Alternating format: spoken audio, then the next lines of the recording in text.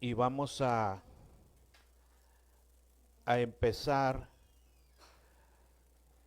con el libro, la parashá o la porción bíblica que toca esta semana es la porción número 32 y tiene por nombre Bejar, ¿verdad? Es la porción bíblica de esta semana. Quiere decir en el monte o en la montaña, ¿verdad? Vendría siendo la traducción, algo aproximado, ¿no? En la montaña. ¿Por qué? Porque tiene lugar el inicio de esta parasha, tiene lugar en lo que es una instrucción que el Señor le da a Moisés, ¿verdad? En una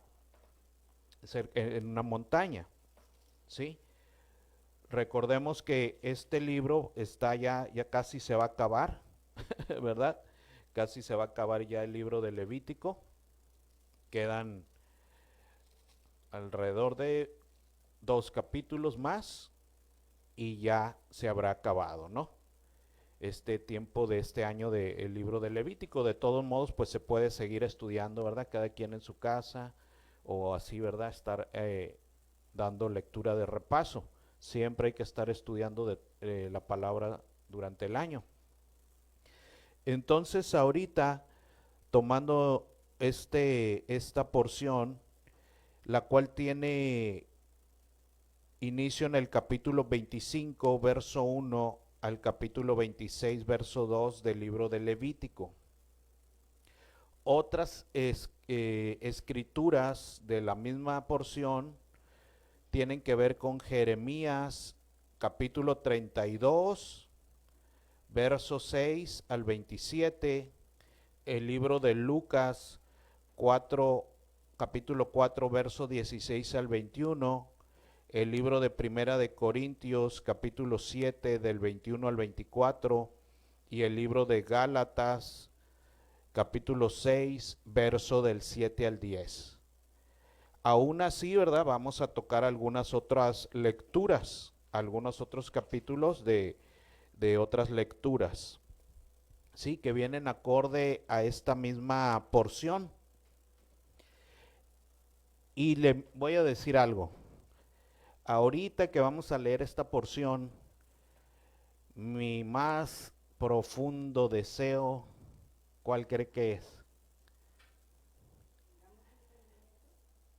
Sí, pero le voy a decir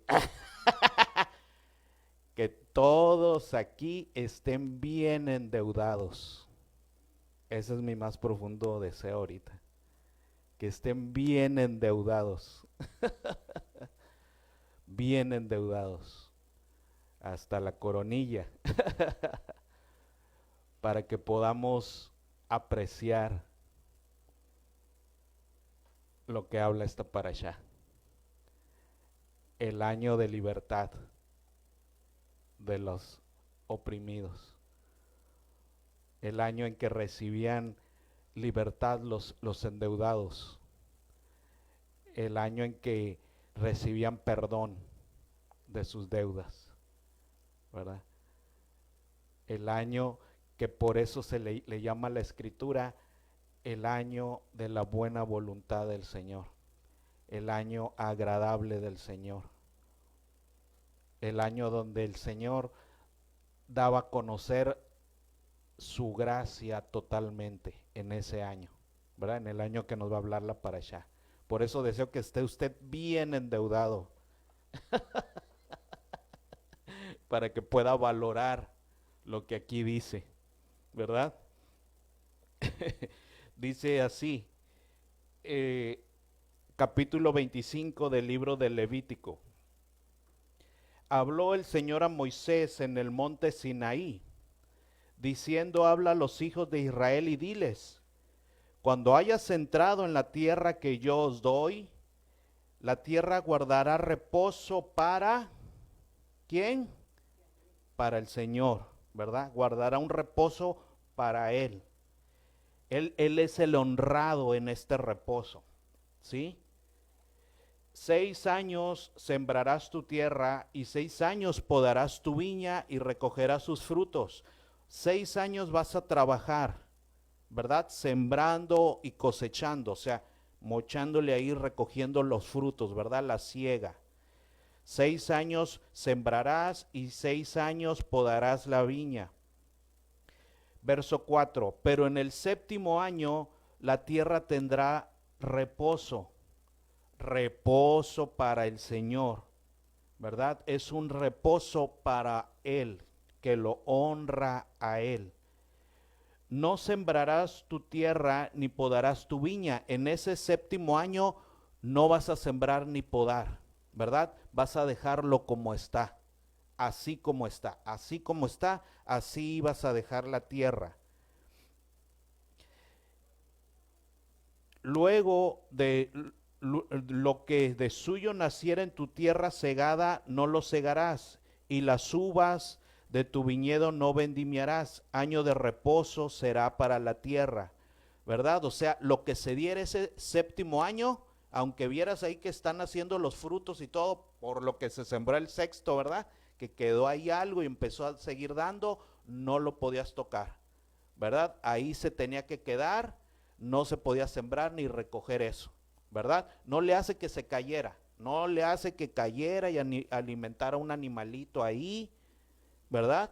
O sirviera hasta de abono, ¿verdad? Al campo, que esa era una de las bendiciones, ¿verdad? Caía eso y servía de abono. O no le hace, como dice la escritura, si los pobres, los extranjeros, los necesitados que pasaran por ahí, de ahí se alimentaran, bienvenido, ¿verdad? Bienvenido era, porque eso no se podía tocar, se tenía que dejar ahí, ¿sí? Eso que estuvieran dando los árboles el séptimo año, ahí se tenía que dejar. Mas el descanso de la tierra te dará para comer a ti, a tu siervo, a tu sierva, a tu criada y a tu extranjero que morare contigo. O sea, si obedeces esto, ¿verdad? Si haces esto, no importa que esa tierra descanse, ese séptimo año, por haber hecho ese descanso, tú vas a tener sustento, ¿sí? Y todos los que de eso dependan, desde el amo hasta el siervo, fuese siervo israelita o fuese siervo extranjero, aún hasta los animalitos, iban a poder ser sustentados a pesar de ese año de no trabajar la tierra. Y contarás 7 semanas de años, 7 veces 7 años. Este era otro año de descanso. Había un año de descanso cada 6 años, un séptimo, pero también cada grupo de 7 años entraba otro año también, ¿verdad? Un año 50, ¿verdad? Y dice, y contarás 7 semanas de años, 7 veces 7 años. De modo que los días de las 7 semanas de años, o sea, de los 7 grupos de años, de 7 años, vendrán a ser 49 años. Entonces, fíjense bien, cuando llegaba el año 49, entonces hacías tocar fuertemente, ¿qué? El shofar, la trompeta, en el mes séptimo de ese año, a los 10 días del mes, en el día de la ¿qué? Expiación. En el día de la expiación haréis tocar la trompeta por toda vuestra tierra. Y santificaréis el año 50 y pregonaréis libertad en la tierra. Entonces veamos cómo ese año en que se cumplía el año 49 empezaba una pregonación de libertad por toda la tierra de Israel. Empezaba a haber un pregonar por toda la tierra de Israel, todas las comarcas, llegar a todos los rincones, a todos los pueblitos, a todas las aldeas, a todas las personas, ¿verdad? Se les tenía que alcanzar con ese pregonar.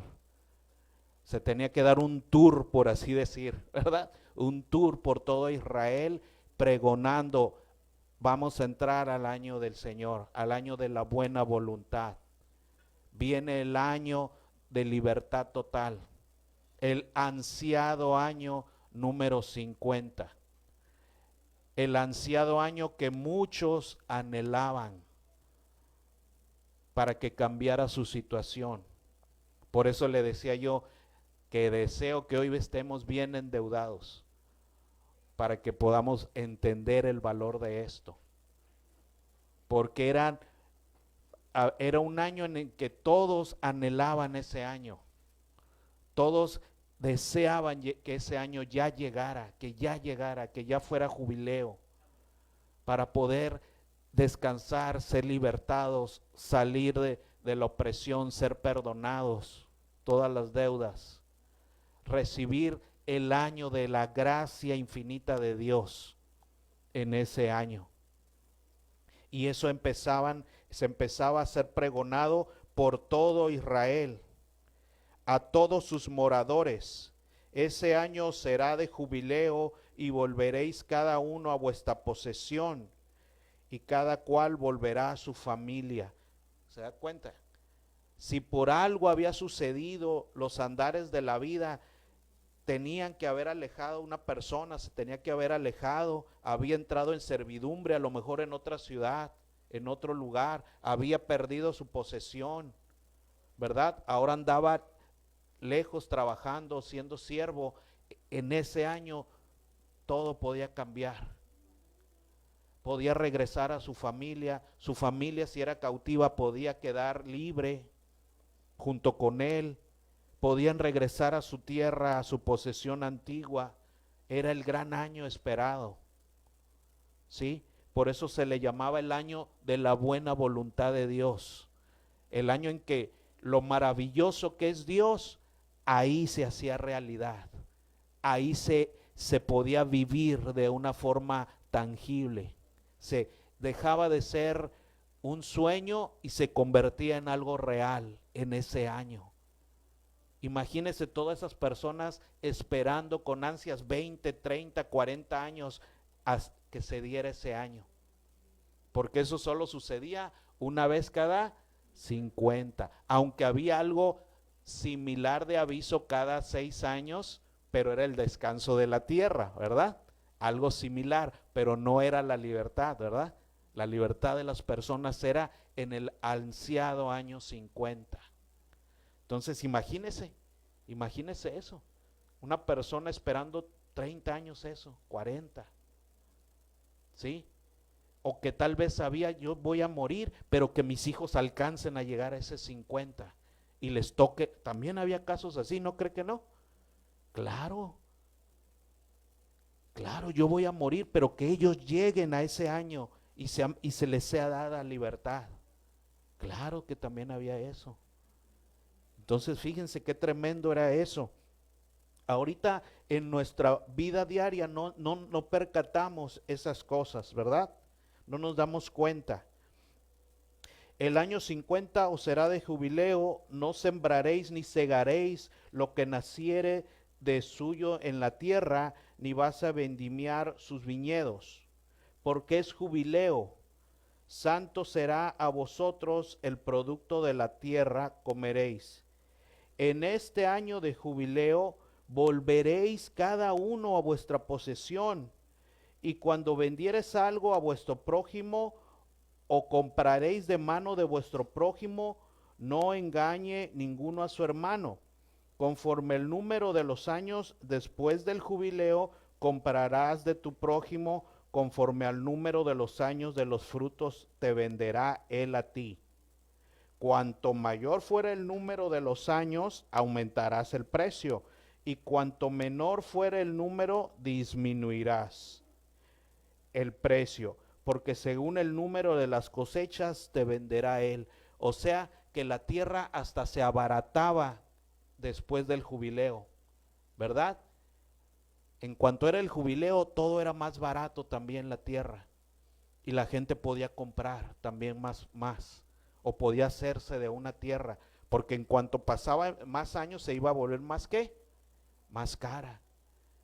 Entonces fíjense, hasta en eso era bendecida la gente, en ese año de libertad, porque podían quedar libres y aparte poder comprar algo tal vez que no tenían más barato y volver a empezar, ¿se da cuenta? Y volver a empezar.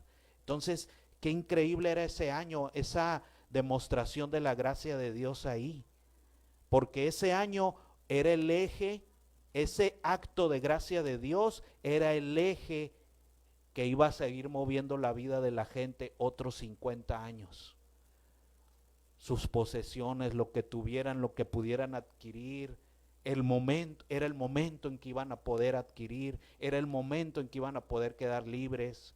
Muchas cosas benditas se daban ese año, ¿sí? Porque era el increíble año de la gracia divina, ¿sí? Qué tremendo era eso. Dice, verso 17, y no engañe ninguno a su prójimo, sino temed al Señor vuestro Elohim, al Señor su Dios, yo el Señor su Dios. Ejecutad pues mis estatutos y guardar mis ordenanzas y ponerlos por obra, y habitaréis en la tierra seguros. Y la tierra dará su fruto y comeréis hasta saciaros, y habitaréis en ella con seguridad. Y luego aquí viene el Señor que conoce nuestras preguntas muy humanas, ¿verdad? Nuestro corazón humano que a veces no entendemos el plan de Dios, y Él lo sabe porque al final somos polvo, como dice la Escritura, ¿verdad?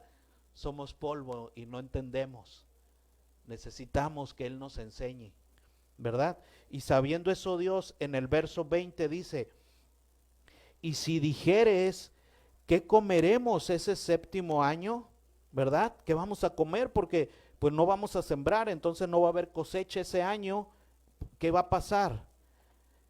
He aquí, no hemos de sembrar ni hemos de recoger nuestros frutos. ¿Qué va a suceder?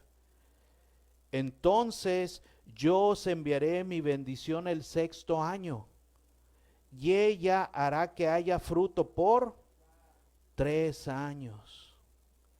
¿Verdad? Eso no quería decir que no siguieran trabajando hasta el sexto año. ¿Sí me explico?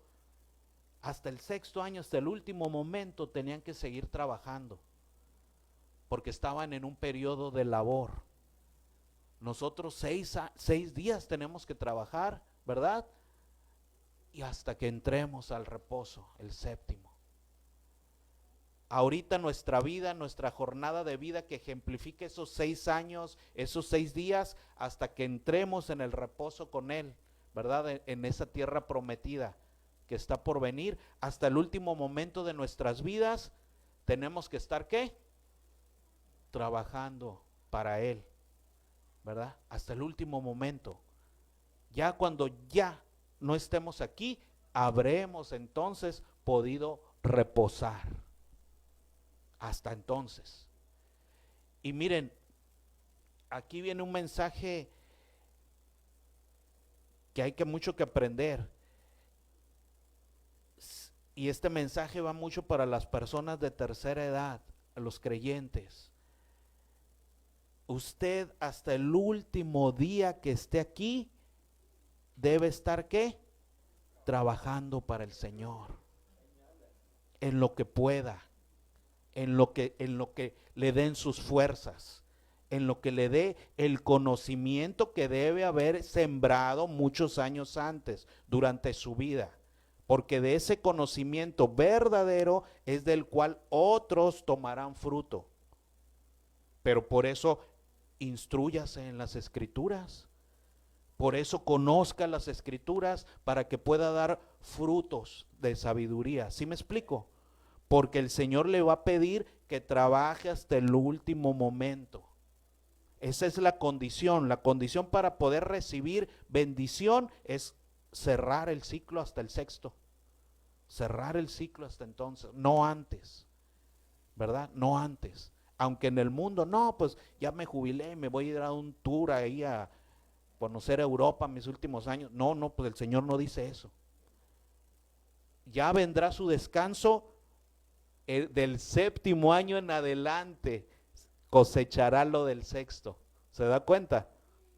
Ahí dice que por haber trabajado en el sexto y haber hecho todo como se debe, seguir la instrucción, entonces el Señor hará que haya de allí fruto para 3 años, porque de ahí iban a poder comer el séptimo.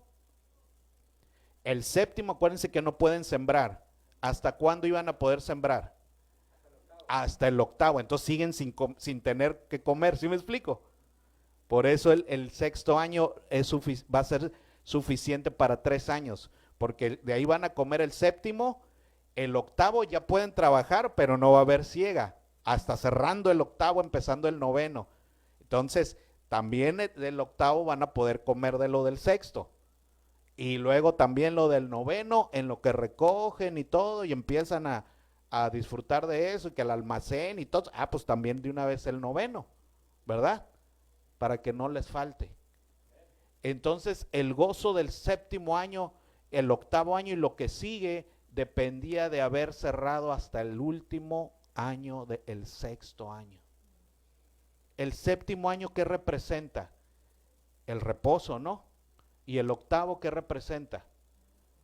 Un nuevo comienzo, la eternidad. La eternidad, lo que se va a gozar en la eternidad, lo que se va a gozar en el año de reposo, depende de haber hecho lo que se tenía que hacer hasta el sexto año. Hasta el sexto año.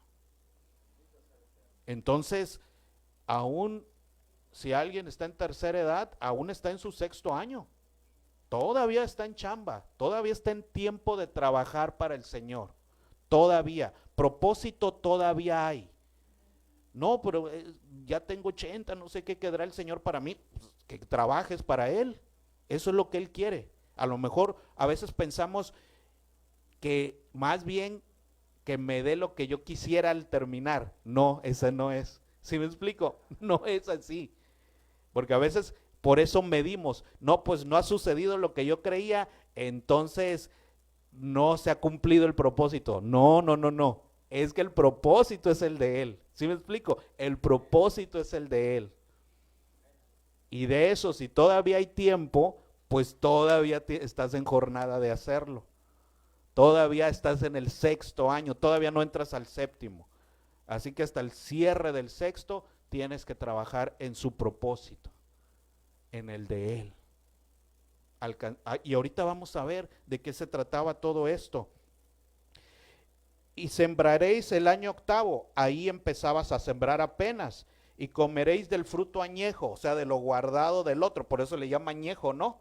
De lo guardado del sexto, ¿verdad? No sé si lo metían en conservas y en vinagre o quién sabe, ¿verdad? Todas las formas que había de preservar los alimentos, pues eso eran los añejos, ¿verdad? Las semillas guardadas en el granero para empezar a hacer harina y todo eso era el añejo. La tierra no se venderá, a perpetuidad, porque la tierra mía es. Y aquí el Señor hace ver algo muy claro, porque la tierra mía es, pues vosotros forasteros y extranjeros sois, ¿para qué? Para conmigo. Les recuerdo, dice el Señor, ¿verdad? Les recuerdo que aquí el dueño soy yo y que los tengo aquí, ¿verdad? Ustedes son forasteros para conmigo y extranjeros. No se les suba, ¿verdad? No se les suba, porque el dueño soy yo. Que no se les olvide. Los doy oportunidad de vivir aquí en mi tierra. Se las di a que me la cuiden, ¿verdad? Me la trabajen, pero el amo soy yo. Y ustedes son extranjeros aquí. Este pedazote es mío. Tremendo eso, Tremendo eso del Señor. Pues vosotros forasteros y extranjeros sois para conmigo. Entonces Él es el amo. Entonces el propósito que importa es el de ¿quién? El de Él. Y los que tenemos que chambear somos nosotros, y se acabó. Tremendo. Así es el Señor a veces, muchas veces nos ubica, a ver, así está el asunto. ¿Verdad? Así es. Por tanto, en toda la tierra de vuestra posesión otorgaréis rescate a la tierra. O sea, Si alguien la vende o te la vende, no es para siempre, porque al final la tierra es mía. Aunque la compre, no la compras para la eternidad, porque es mía, entiende eso. La compras por un tiempo, pero él tiene derecho a rescatarla. Y eso hacía entender a la gente, es mía, ¿qué? Temporalmente. Es mía temporalmente, que se me metiera eso en la cabeza. Es algo temporal. Tarde o temprano me lo recogerán. Tarde o temprano me lo pueden quitar. Tarde o temprano lo tengo que devolver. Tarde o temprano me lo pueden devolver. Porque era temporal, que eso fuera la lección. El amo eterno es Él. Y nosotros temporales. Entonces, por tanto, toda la tierra de vuestra posesión otorgaréis rescate a la tierra, porque como no es tuya, yo quiero dar oportunidad de que todo se restaure, que todos vuelvan a tener lo que tuvieron y que los que tengan que soltar, ¿qué? Suelten. Porque yo soy el amo y esas son mis reglas. Aquí esto es mío, ¿verdad? Y así lo quiero administrar. Cuando tu hermano empobreciere y vendiere algo de su posesión, entonces su pariente próximo, más próximo, vendrá y rescatará lo que su hermano hubiere vendido, ¿verdad? Si alguien por necesidad vendía un terreno, su pariente más cercano podía luego ir y recomprar el terreno, ¿no? Rescatarlo, comprarlo, ¿verdad? Cuando el hombre no tuviera rescatador y consiguiera lo suficiente para el rescate, entonces contará los años desde que vendió y pagará lo que quedare al varón a quien lo vendió y volverá a su posesión, ¿verdad? Si juntaba el dinero, podía ir a hacer cuentas con la persona, ¿verdad? ¿Cuánto me lo vas a vender? Ya estuvo en tu posesión 10 años, ¿verdad? A ver ahora cuál es el nuevo precio, toma en cuenta que ya 10 años lo tuviste tú y el otro tenía que ser justo también. Ya 10 años yo lo tuve y le saqué provecho, vendí de ahí quién sabe cuántos higos, ¿sí me entiendes? ¿Verdad? Entonces debo ser justo y ok, por un justo precio te lo regreso, ¿verdad? Y quedamos en paz y la tierra rescatada y todos aprendían una lección. ¿Se dan cuenta? Tanto el que daba, el que cedía como el que compraba. Todos aprendían una lección, entendían que todo era temporal. Mas si no consiguiere lo suficiente para que lo devuelvan, le devuelvan lo que se vendió, estará en poder del que lo compró hasta el año del jubileo. O sea, en ese año 50, ahí sí se regresaba porque se regresaba, ¿verdad? O sea, aquí lo que quería decir era que si faltaban 30 años para el jubileo, pero ya había con qué rescatar esa propiedad, la podían ¿qué? Rescatar, ¿verdad? Pero si no, pues no podemos juntar, no hay quien la rescate, ¿verdad? Nadie podemos hacerlo. Esperaban con ansia ese año de libertad, porque ahí la tierra regresaba al dueño, o aunque sea a los hijos de los dueños. Si ya había muerto el otro, el padre, pues imagínense, si faltaban 40 años, ya de perdida él no estaba, pero los hijos retomaban eso, revolvía su posesión al menos. ¿Sí me explico? Era redimida esa parte. Dice, hasta el año del jubileo, verso 28, y al jubileo saldrá y él volverá a su posesión, ¿verdad? La persona podía regresar también a esa tierra. El varón que vendiere de casa de habitación en ciudad amurallada tendrá facultades de redimirla hasta el término de un año desde la venta. Un año será el término de poderse redimir. Y si no fuera rescatada dentro de un año entero, la casa que tuviere en la ciudad amurallada quedará para siempre en poder de aquel que la compró, y para sus descendientes no saldrá en el jubileo. Esta era para una propiedad que estuviera dentro de una ciudad, ¿verdad? Una casa, habitación, esa solo tenía oportunidad un año de ser recomprada. Y si no, ya se quedaba en propiedad, ¿verdad? En propiedad del que la compró. Mas las casas de las aldeas que no tienen muro, o sea, las casas que están en el campo alrededor, serán estimadas como los terrenos. Les aplicaba la misma libertad de la tierra, ¿verdad? Esas podrán ser rescatadas y saldrán en el jubileo. Se podían rescatar antes o regresarse en el año jubilar. Pero en cuanto a las ciudades de los levitas, estos podrán rescatar en cualquier tiempo las casas en las ciudades de su posesión. Los levitas sí podían rescatar las casas en cualquier año. Y el que comprare de los levitas saldrá de la casa vendida o de la ciudad de su posesión en el jubileo. También se les devolvía en el año jubilar. Aplicaba también que se les tenía que devolver todo eso que se les había comprado. Por cuanto las casas de las ciudades de los levitas son la posesión de ellos entre los hijos de Israel. Mas la tierra del ejido de sus ciudades no se venderá, porque es perpetua posesión de ellos. O sea, si los levitas tenían tierras en los ejidos, esas no podían ser vendidas, les pertenecían a ellos, ¿verdad? Esas no entraban en ningún trato.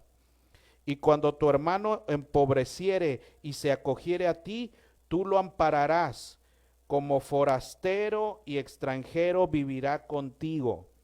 Fíjense bien, si alguien por necesidad se ponía en servidumbre de otro israelita, no se le tenía que ver o un trato como esclavo, porque aquí dice, tú lo que ampararás. Era más bien una relación de meterme en servidumbre tuya, sí, ¿verdad? Tú vas a ser mi jefe, etcétera, pero me estás también, ¿qué? Protegiendo, amparando. Y también el otro tenía que entender eso. Voy a ser tu jefe, tu patrón, pero también tengo la obligación de, ¿qué? Ampararte. O sea, no era un trato nomás así frío, ¿sí me explico? Era un trato en que uno amparaba al otro. ¿Sí? Y dice, no tomarás de él usura ni ganancia, sino tendrás temor del Señor y tu hermano, fíjate, el Señor le está diciendo, es tu hermano, no lo veas de otra manera, y tu hermano vivirá contigo. No le darás tu dinero a usura, ni tus bienes a ganancia. Yo, el Señor vuestro Dios, que os saque de la tierra de Egipto, para darlos a la tierra de Canaán, para ser vuestro Dios. O sea, va a trabajar para ti, pero no quieras estarlo trayendo a usura. Ay, te doy esta parcela, ¿verdad? Es mía y eso, pero de ahí quiero que me estés pagando intereses de la parcela. No. ¿Sí me explico? Va a trabajar para ti. Tú lo estás amparando, pero no lo explotes, no hagas usura de él. ¿Sí? Ni con las posesiones, ni con el dinero que le estés facilitando. Es lo que estaba diciendo aquí. Cuando tu hermano empobreciere estando contigo y se vendiere a ti, no lo harás servir como esclavo. Como criado, como extranjero estará contigo. Hasta el año del jubileo te servirá. Porque en ese mismo año lo tenías que dejar, ¿qué? Libre. En ese año de jubileo. Entonces saldrá libre de tu casa, él y sus hijos consigo, y volverá a su familia y a la posesión de sus padres se restituirá, ¿verdad? Todo volvía a ser nuevo otra vez en ese año 50. Aunque fuera toda la familia que hubiera estado en servidumbre, o le hubieran nacido hijos en esa servidumbre, ¿verdad? Ya tiene 30 años de servidumbre y ya le nacieron 2 hijos ya tienen 16 los chamacos, ¿verdad? Todos eran libres en ese año. ¿Se da cuenta con qué ansias y anhelos esperaba ese año bendito de Dios? ¿Sí? Y luego dice, porque son mis siervos los cuales saqué yo de la tierra de Egipto. Acuérdense que yo soy su amo de todos ustedes, porque ¿quién los sacó? Yo. Entonces no se les olvide eso. Ustedes eran siervos, yo los liberté, entonces su amo soy yo. No serán vendidos de manera de esclavos. No te enseñorearás de él con dureza, sino tendrás temor del Señor. Así tu esclavo como tu esclava que tuvieres, los que sí puedes tratar y tener como esclavos son de otro pueblo. Y aquí entiéndase la lección que Dios quiere dar. Dios quiere que todos sean pueblos, ¿sí o no? Él quiere que el bárbaro, el escita, el griego, ¿se acuerda? Todos sean siervos de Jesucristo, de Yeshua, ¿verdad? Que todos sean pueblo, el Israel de Dios, como dice Pablo. Por eso Pablo dice el Israel de Dios, el que está formado de israelitas y también de ¿qué? Gentiles convertidos al Mesías, ¿verdad? Y que forman lo que Pablo dice, el Israel de Dios, ¿verdad? Eso no se debe perder de enfoque, el Israel de Dios, ¿sí? Y dice aquí que Dios quiere mostrarnos que Él sí hace diferencia entre los que son su pueblo y los que no. Pero ¿para qué? Para que los perdidos entiendan que deben de buscar ser ¿qué? Pueblo. ¿Sí me explico? No porque les cierre la puerta, sino para que se den cuenta que Dios sí hace diferencia entre el que no es pueblo y el que sí es. Por eso dice aquí, fíjense, así tu esclavo como tu esclava que tuvieres, los que sí serán esclavos, ¿sí? Los otros son siervos. Los que sí serán esclavos serán de las gentes que están a vuestro alrededor, de los otros pueblos, porque ellos no son pueblo. Porque ellos, si quieren gozar de todas estas bendiciones, ¿qué tienen que hacer? Volverse pueblo, ¿verdad? Ese era el mensaje. Imagínense el mensaje a las naciones, a todos los vecinos de ahí. Ay, el Dios de ellos los bendice a ellos. Yo quiero ser de ellos. Yo quiero ser como ellos. Yo quiero ser de ese pueblo, de ese Dios. Porque fíjense la diferencia que hacía Dios. Que tuvieres serán de las gentes que están a vuestro alrededor. De ellos podréis comprar esclavos y esclavas. Y también podréis comprar de los hijos de los forasteros que viven entre vosotros y de las familias de ellos nacidos en vuestra tierra. O sea, de todos los extranjeros, de ellos sí puedes hacerte de esclavos como tales, que están con vosotros, los cuales podréis tener por posesión, eso sí. Y los podréis dejar hasta ¿cómo? Como en herencia, fíjese. Podrías comprar unos filisteos y dejárselos en herencia a tu familia, como una posesión. Pero no se refiere porque Dios no los amara, sino que aquellos extranjeros entendieran que para gozar de esas bendiciones, ¿qué debían hacer? Hacerse pueblo, someterse al Dios de Israel. Y Él los dejaría de ver como extranjeros, sino como su pueblo. ¿No es lo que hace ahora? Con el bárbaro, el escita, el que es de China, el de Guatemala, cualquiera, es lo mismo que ha hecho con nosotros, ¿sí? Dejar de ser extranjeros y foráneos y ahora en Yeshua ser pueblo, ¿verdad? Y es lo que dice aquí. Y los podrás dejar en posesión para vuestros hijos después de vosotros, como posesión hereditaria. Para siempre os serviréis de ellos. Entonces, si para siempre os serviréis de ellos, ellos no alcanzaban libertad en el año ¿qué? Jubileo, ellos no.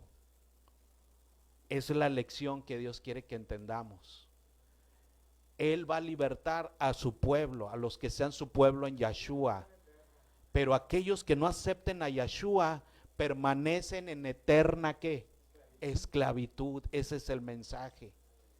Aquellos que no acepten la redención en Yeshua, esos, aunque no entiendan y no crean y no se den cuenta, están en eterna ¿qué? Esclavitud. Ese es el mensaje ahí. Porque dice, por posesión hereditaria los tendrás, para siempre os serviréis de ellos. Pero, ahí vuelve a remarcar la diferencia. Pero en vuestros hermanos, los hijos de Israel, No os enseñaréis cada uno sobre su hermano.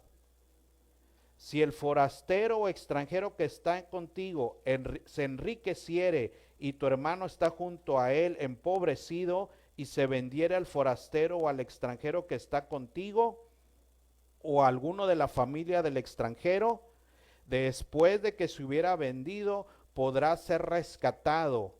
Uno de sus hermanos lo rescatará, ¿verdad? No quería el Señor que estuvieran en manos de extranjeros, que alguien los rescatara, alguien de su hermano, de su familia. Y volvemos a ver el mismo mensaje, ¿verdad? El Señor hace diferencia entre los perdidos y los no perdidos. ¿Quieren dejar de ser perdidos? Acepten el camino de redención para que puedan tener libertad. El que no acepte a Yeshua va a permanecer en eterna esclavitud, aunque no se dé cuenta, ¿verdad? Y los otros tenemos esperanza en Él, de libertad, de redención, a través de Él. O si su tío o el hijo de su tío lo rescatara, o un pariente cercano de su familia lo rescatara, o si sus medios alcanzaran, él mismo pague su rescate. Hará la cuenta con el que lo compró desde el año que se vendió a él hasta el año del jubileo, y ha de apreciarse el precio de su venta conforme al número de los años. Y se contará el tiempo que estuvo con él conforme al tiempo de un criado asalariado, ¿verdad? ¿Cuántos años te ha servido? ¿Cuánto me estabas pagando? En base a todo eso, es como ahora me vas a dar el precio de mi rescate. Si aún fueren muchos años, conforme a ellos devolverá para su rescate del dinero por el cual se vendió, ¿verdad? Puede regresar parte de ese dinero y a completar y pagar su rescate. Y si quedare poco tiempo hasta el año del jubileo, entonces hará un cálculo con él y devolverá su rescate conforme a sus años, ¿verdad? Como el tomado a salario, anualmente hará con él. No se enseñoreará en él con rigor delante de tus ojos, sino se rescatará en estos años, en el año del jubileo saldrá. Si no se rescatare, si no lo pudieran rescatar, de todos modos tenía que salir libre. ¿En qué año? En el año del jubileo, en ese año esperado. Porque mis siervos son los hijos de Israel, son siervos míos, a los cuales saqué de la tierra de Egipto, yo el Señor su Elohim, ¿verdad? Y ahí vemos el mensaje de Dios. ¿Quieren gozar de esto, libertad? Conviértanse a mí, conviértanse a mi método de libertad. Porque ahora vámonos a ver al Lucas, el libro de Lucas capítulo 4, verso 16. ¿Hacia dónde apuntaba todo esto? ¿Hacia dónde apuntaba todo esta forma de vida y el sabernos esclavos, el sabernos endeudados, el estar esperando ese año de gracia divina, el poder decir todo empieza de nuevo? ¿Hacia dónde apuntaba? Y que todo eso lo miraban las naciones de alrededor, o era la intención de Dios, que eso todas las naciones lo vieran. Oye, ahí sucede algo increíble cada cierto tiempo. Todos los que son esclavos, ese momento se hacen libres. ¿Qué pasa? ¿Qué hace ahí? ¿Qué Dios les dijo eso? ¿Sí? ¿Qué sucede que ahí todo puede cambiar en ese año tan esperado? Ahora entiendo por qué lo esperan tanto. ¿Sí me explico? Todo eso era el evangelio que Dios quería que su pueblo enseñara a las naciones. Porque todo eso apuntaba a algo que iba a suceder siglos después. Vámonos al libro Lucas 4:16. Leo antes en el 14 nada más el título. Dice, Jesús, Yeshua inicia su ¿qué? Ministerio. Entonces esto era al empezar, ¿verdad? Y me voy al verso 16. Vino a Nazaret, o sea, Yeshua, ¿verdad? Jesucristo, está hablando de él, que había venido a Nazaret donde se había criado. En el día de reposo entró en la sinagoga conforme a su costumbre y se levantó a leer. Y se le dio el libro del profeta Isaías, y habiendo abierto el libro, halló el lugar donde estaba escrito: el Espíritu del Señor está sobre mí, por cuanto me ha ungido para dar buenas nuevas a los pobres.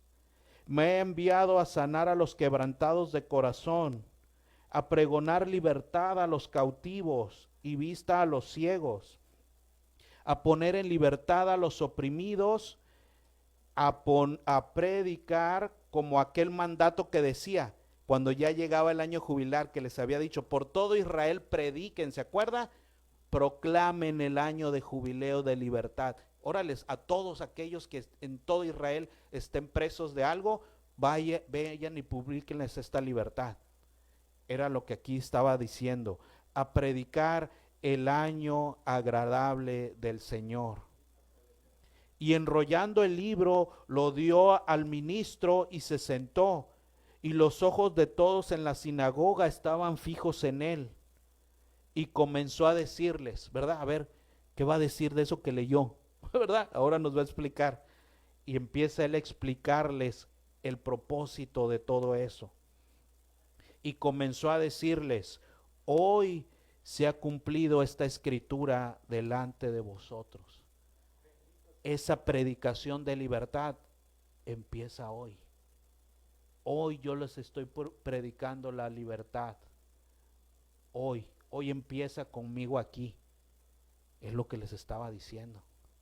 Todo aquello era porque yo iba a venir a predicarles la verdadera libertad.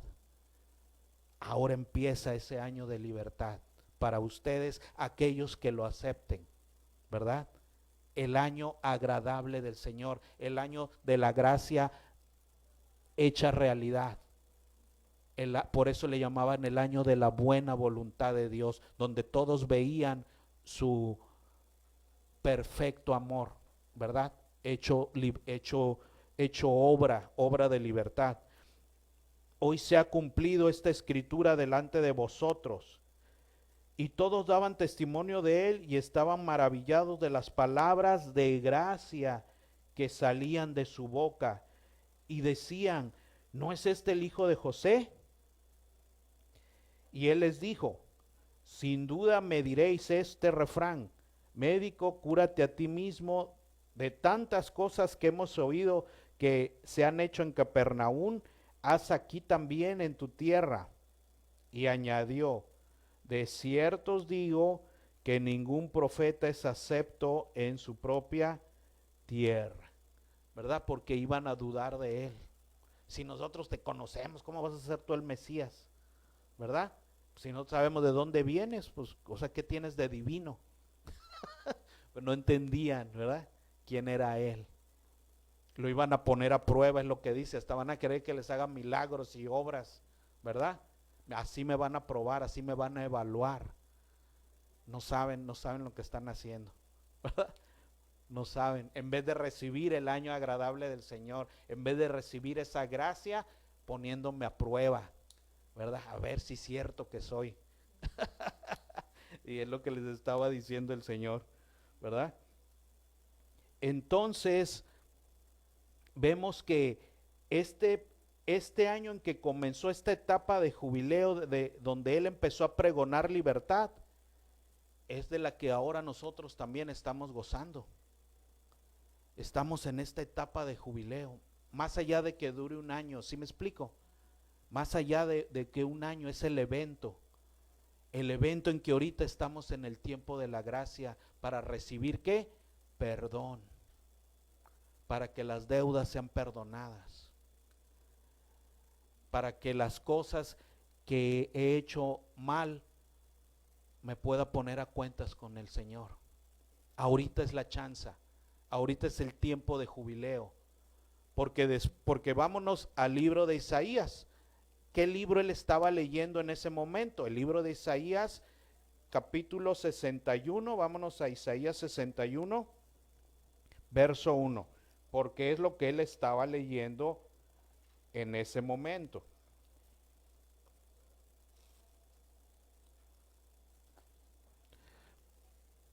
Isaías 61.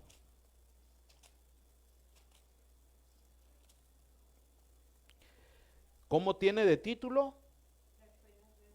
Las buenas nuevas de salvación. Entonces, ese evento de cada 50 años dejar libre era un reflejo de la ¿qué? De la salvación. De la salvación que Él un día enviaría a toda la humanidad cautiva.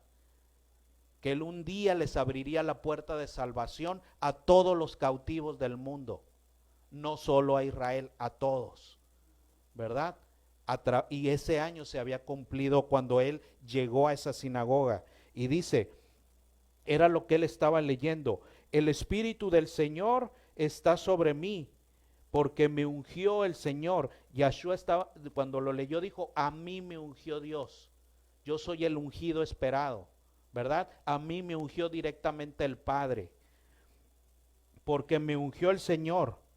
Me ha enviado a predicar las buenas nuevas a los abatidos, vendar a los quebrantados de corazón, a publicar libertad a los cautivos y a los presos apertura de la cárcel, a proclamar el año de la buena voluntad del Señor, ese año jubilar.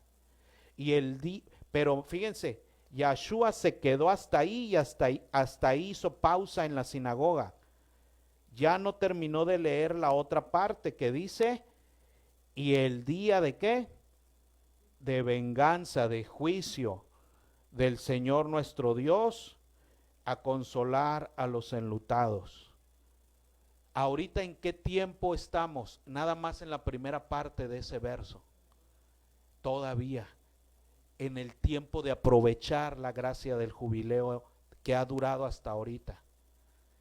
Aprovechar esa parte, asirnos de esa parte, ¿sí? Recibir esa libertad jubilar, porque luego vendrá Él otra vez a dar la segunda parte, que es ¿qué? Venganza, juicio, castigo. Él ha hecho una pausa ahorita, ¿verdad? Pero está pendiente, tarde o temprano se va a dar, tarde o temprano se va a cumplir. Entonces lo que nosotros debemos hacer es aprovechar la primera parte. Ahora sí, la primera parte del versículo, aprovecharla, porque es el tiempo, porque es el momento, ¿sí? En el que lo podemos hacer. Y eso es lo que él estaba enseñando en ese día en la sinagoga. Estaba revelando todo esto. Ahora miren, ¿qué tan importante era esto? Este mensaje, porque era lo que era el mensaje del evangelio dado siglos antes. Siglos antes ya quería Dios que el pueblo diera ese mensaje. ¿Sí? Vámonos al libro de Jeremías 34, perdón. Jeremías 34 y le voy a decir verso 8. Este lo va para saber entender más qué importante era para Dios esto. Jeremías 34 verso 8. Dice ahí como título, ¿cómo tienen su Biblia?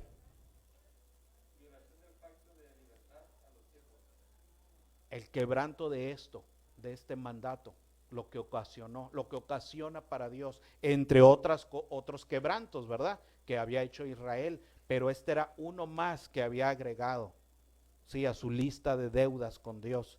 Y aquí dice, palabra del Señor que vino a Jeremías después que Sedequías, que era el rey en ese momento, hizo un pacto con todo el pueblo en Jerusalén para promulgarles libertad. Hubo un momento en que ese rey malvado se dio cuenta y quiso componer las cosas, ¿sí? Intentó. Y en una de esas cosas que él intentó hacer es reivindicar esa instrucción de dar libertad a los cautivos, ¿sí? Componer ese asunto porque no lo habían hecho, porque Israel no lo estaba cumpliendo. porque que cada uno dejase libre a su siervo y a su sierva, hebreo y hebrea, que ninguno usase a los judíos, sus hermanos, como siervos, como esclavos. Y cuando oyeron los príncipes y todo el pueblo que había convenido en el pacto de dejar libre cada uno a su siervo y cada uno a su sierva, que ninguno los usase más como siervos, obedecieron y los dejaron ir. Fíjense bien qué importancia es cuando la cabeza hace lo correcto. ¿Se da cuenta?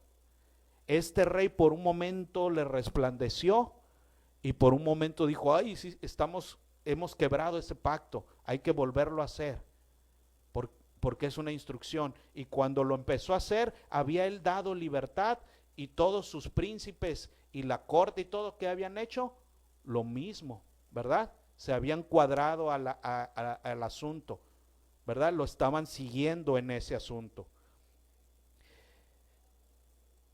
Pero aquí viene el pero después se arrepintieron. Después se arrepintieron e hicieron volver a los siervos y a las siervas que habían dejado libre, y los sujetaron como siervos y siervas. Se arrepintieron de eso.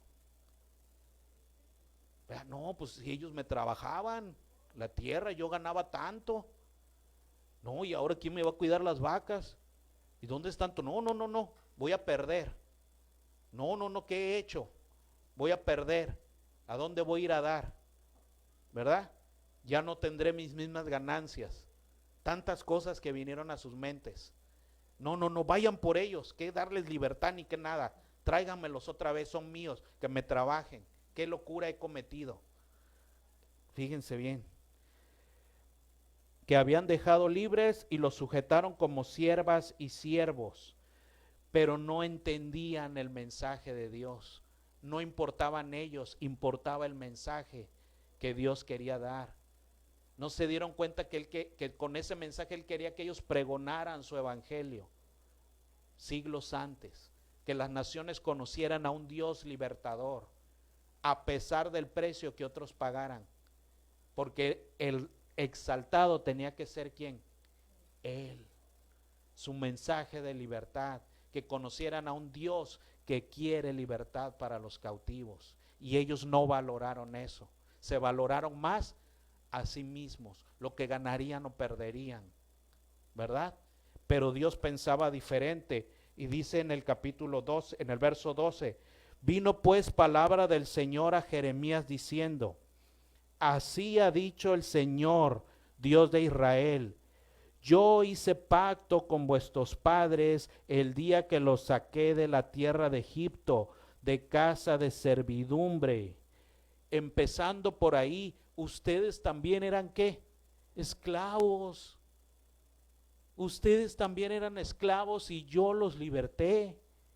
¿Dónde quedó eso en sus corazones? ¿Sí me explico? O sea, si ustedes no eran nadie, ustedes eran esclavos. Yo los liberté a ustedes y quería que ustedes hicieran ¿qué? Lo mismo. Eso era lo que yo quería, para eso los liberté. Y así como los liberté a ustedes y obré en ustedes, eso es lo que yo quería, que ustedes hicieran lo mismo por otros. Pero les importó más ustedes mismos. Es el reclamo que les está haciendo Dios. Yo hice pacto con vuestros padres el día que los saqué de la tierra de Egipto, de casa de servidumbre, diciendo, al cabo de 7 años dejará cada uno a su hermano hebreo que le fuere vendido, le servirá 6 años y lo enviará libre en ese 7º. Pero vuestros padres no me oyeron ni inclinaron su oído. O sea, yo les estaba dando el mensaje, eso quería que hicieran porque eso me refleja a mí, es lo que yo hice con ustedes. Y yo quería que eso hicieran y ni aún sus padres lo hicieron, empezaron en rebelión. O sea que ese asunto ya llevaba mucho, no era algo de eso, era algo que Israel ya llevaba mucho quebrantando, ¿sí? No habían entendido que su obligación era pregonar ese evangelio de libertad, porque ellos habían sido libertados. Pero vuestros padres no me oyeron ni inclinaron su oído a mí. Y vosotros os habéis hoy convertido, o sea, se habían arrepentido, se habían convertido y habían hecho lo recto delante de mis ojos, anunciando, pregonando, dando el mensaje de libertad, cada uno libertad a su prójimo.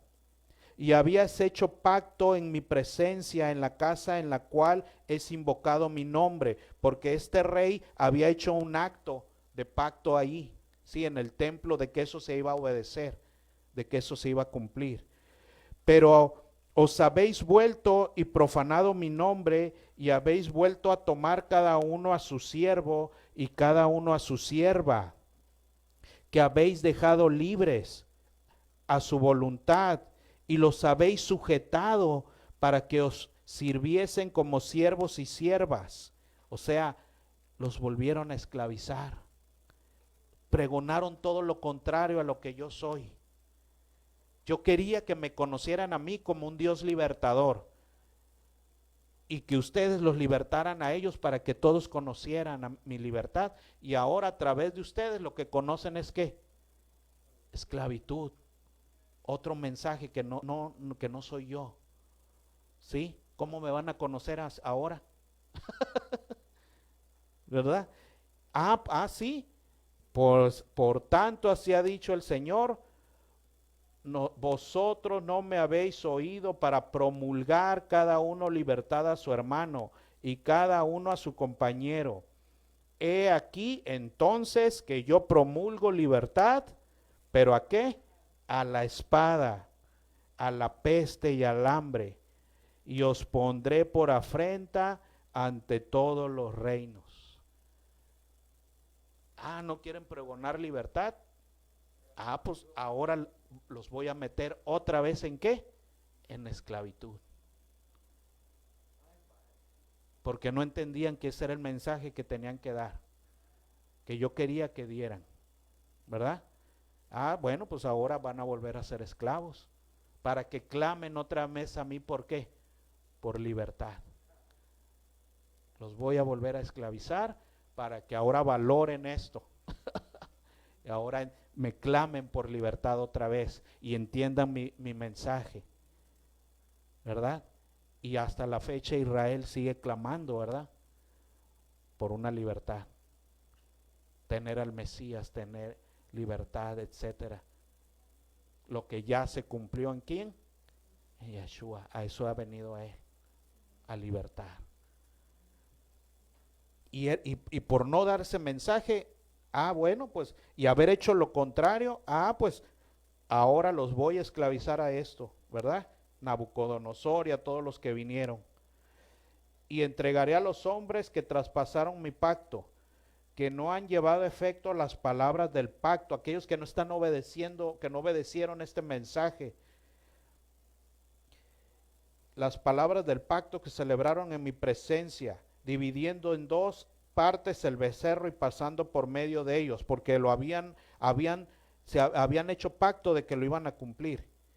A los príncipes de Judá y a los príncipes de Jerusalén, a los oficiales y sacerdotes, a todo el pueblo de la tierra que pasaron entre las partes del becerro.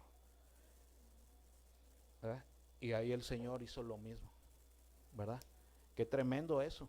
Y ahí nos damos cuenta la importancia que Dios le daba a eso, porque se trataba de Él. Y Él quiere libertar a los cautivos. Él ama y desea que todos sean libres, no me estorben en mi proceder, ¿verdad? Por haber hecho lo que no debían con eso, órales. Qué tremendo eso. Pero gracias a Dios que en su misericordia aún así llegó ese año jubilar. Ya no por mano de Israel precisamente, directamente Él, ¿verdad? Aún así su promesa la cumplió. Ya no a través de Israel en ese sentido, aunque el Mesías Pues viene de Israel, ¿verdad? En parte a través de Israel, pero en parte no fue Israel, fue él enviando a su hijo, ¿verdad? Que el Mesías dijo, esa promesa ahorita se está cumpliendo. Ahorita yo la empiezo a cumplir. Gracias a Dios por eso.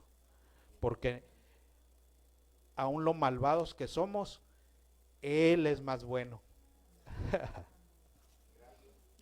Su bondad sobrepasa nuestra maldad. Qué tremendo eso. Muy bien.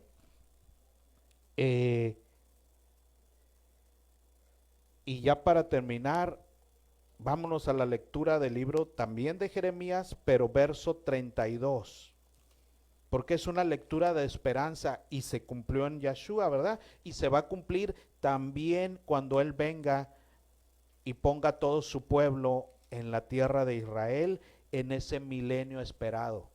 También ahí se va. Falta esa parte por cumplirse, pero se va a cumplir. Y vemos algo reflejado en esto. El contexto que le pongo en el en el capítulo 32, versos 6 al 27, el contexto es que cuando Nabucodonosor y sus tropas ya tenían sitiada Jerusalén, ¿verdad? La tenían sitiada, rodeada y otras ciudades, y estaban en constante ataque, ¿verdad? El profeta Jeremías, por dar el mensaje del juicio de Dios, lo habían metido en la cárcel, ¿verdad? En prisión, porque andas diciendo algo que no queremos oír, ¿verdad? Lo habían metido ahí en la cárcel. Entonces, en ese contexto, en el verso 6, dice, dijo Jeremías, palabra del Señor vino a mí diciendo, he aquí que Hanamet, el hijo de Salún, tu tío, viene a ti diciendo, cómprame mi heredad que está en Anatot, porque tú tienes derecho a ella para comprarla. Aquí hay que tener esto en mente. La ciudad estaba por caer, ya estaba sitiada, ¿sí? Leyendo todo lo demás, el contexto, ya estaba sitiada la ciudad, estaba a las puertas los babilonios, estaba por caer la ciudad, ¿sí? Toda esa tierra iba a pasar a posesión ¿de quién? De los babilonios. Pero Dios, antes de que eso sucediera, envió un mensaje de esperanza por medio de este acto, ¿sí? Porque esa tierra ya iba a pasar a posesión de los babilonios, entonces ya ningún israelita, cuando ellos estuvieran, los babilonios ya no iban a poder comprar y vender, porque los dueños iban a ser ¿quiénes? Los babilonios.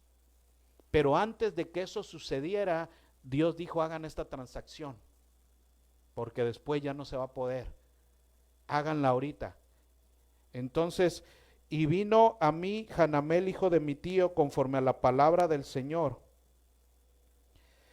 al patio de la cárcel y me dijo, compra ahora mi heredad. O sea, se la estaba vendiendo antes que se la quitaran los babilonios, ¿verdad? Hasta beneficiado salió ahí este primo, porque pudo vender antes de que ya no fuera de él, antes de que ya los babilonios tomaran el control, que está en Anatot, en tierra de Benjamín, porque tuyo es el derecho de la herencia, y a ti te corresponde el rescate. Cómprala para ti. Entonces conocí que era palabra del Señor. Y compré la heredad a Hanamael, hijo de mi tío, la cual estaba en Anatot, y le pesé el dinero 17 siclos de plata. Y escribí la carta y la sellé, y la certifiqué con testigos, y pesé el dinero en la balanza. Voy en verso 11. Tomé luego la carta de venta sellada según el derecho y la costumbre, y la copia abierta. Y di la carta de venta a Baruch, hijo de Nerías, hijo de Masías, delante de Hanamael, el hijo de mi tío, y delante de los testigos que habían suscrito la carta de venta, delante de todos los judíos que estaban en el patio de la cárcel. Fíjese, esa venta se había hecho en la misma cárcel. Y dio orden a Baruc delante de ellos diciendo: así ha dicho el Señor de los ejércitos, el Señor de Israel. Toma estas cartas, esta carta de venta sellada y esta carta abierta, y ponlas en una vasija de barro para que se conserven por muchos días. Porque así ha dicho el Señor de los ejércitos, el Señor de Israel: aún se comprarán casas y heredades y viñas en esta tierra. Pero él estaba diciendo en el futuro, para que no pierdan la esperanza, para que sepan que esta etapa que viene, en la cual ya no serán propietarios, aún así en el futuro yo voy a hacer algo. El mensaje que les mete esa carta de venta ahí, guárdala por mucho tiempo, porque en su momento él la iba a poder reclamar. Dios va a poder reclamar eso. ¿Sí me explico? En su momento, esa tierra, ¿de quién es? Mía. Y la voy a devolver a mi pueblo. En algún momento lo haré. Yo sabré cuándo. ¿Verdad? En algún momento van a poder volver a vender como todo, como antes. En algún momento les voy a restituir. Y después que di la carta de venta a Baruc, hijo de Nerías, oré al Señor diciendo: oh Señor, he aquí que tú hiciste el cielo y la tierra con tu gran poder y con tu brazo extendido, y no hay nada que sea difícil para ti. Jeremías estaba entendiendo el mensaje. Aunque todo esto vaya a pasar, vayamos a perder todo, otros vayan a tomar posesión, al final todo te pertenece a ti. Tú eres el que está haciendo esta administración diferente. Tú eres el que has querido entregarlo a los babilonios. Pero tú también eres el que un día lo vas a ¿qué? Regresar, a restituir. Tú eres el amo de todo. Tú sabes lo que haces, ¿verdad? No hay nada difícil para ti, porque aún, imagínense ellos después de ver la ciudad desolada, el templo quemado, las puertas hechas cenizas del templo, todo robado, la ciudad puesta a fuego. ¿Usted no cree que muchos iban a dudar de que Dios un día los podía restaurar todo? Claro que sí, pues somos humanos. Si con nuestra propia vida, ¿verdad? Todo el desastre, todo, y dudamos, ¿Dios podrá hacer algo? Con todo lo que vemos, lo que sucede, lo que ha sucedido, ¿Dios podrá hacer algo? Es lo que ellos iban a vivir.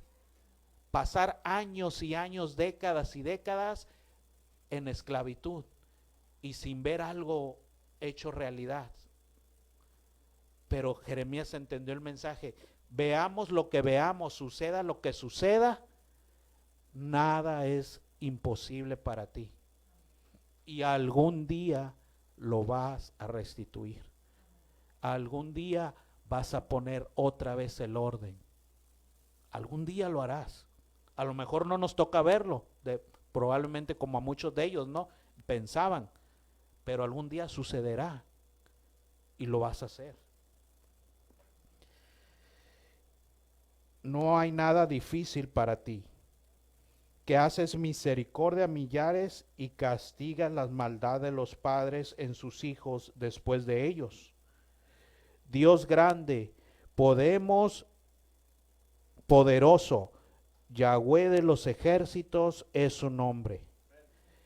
Grande es su consejo y magnífico en obras, porque sus ojos están abiertos sobre todos los caminos de los hijos de los hombres, para dar a cada uno según sus caminos y según el fruto de sus obras. Qué tremendo es esto. Jeremías le estaba tocando ver la ira de Dios, pero también había visto un acto que le profetizaba la bondad de Dios en el futuro. Estaba viendo las dos partes de Dios. Y dijo, pues así va a suceder. Tú lo has determinado así pero también has prometido que un día todo cambiará. Qué tremendo eso. Y eso lo estaba aprendiendo Jeremías ahí. Entonces, pues vemos ahí, ¿verdad? Cómo es Dios, el carácter de Dios. Tenemos mucho que aprender de Él, ¿verdad? Cómo es Él, cómo piensa, cómo actúa.